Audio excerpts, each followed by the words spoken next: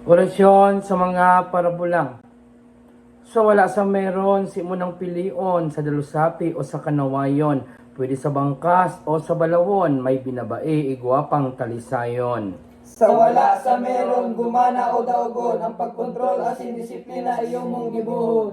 Manlain-lain ang pagpipilian ng pa-white-legged o yellow man. Minsan igwang pininturahan na scarlet oil, puminulaan kulay. Sa wala sa meron, gumana o daugon, ang pagkontrol asin disiplina iyong mong gibuhon. Minsan nagsigay ining napustahan, pinakulkan kalaban ang tama sa tagiliran, ay mala naghagok, dagos kuminamang, kaya tulos-tulos na nasintensyahan. Sa wala sa meron, gumana o daugon, ang pagkontrol asin disiplina iyong mong gibuhon. Sipat kilatis para iwas mintis, mga katagang pirming sambit-sambit.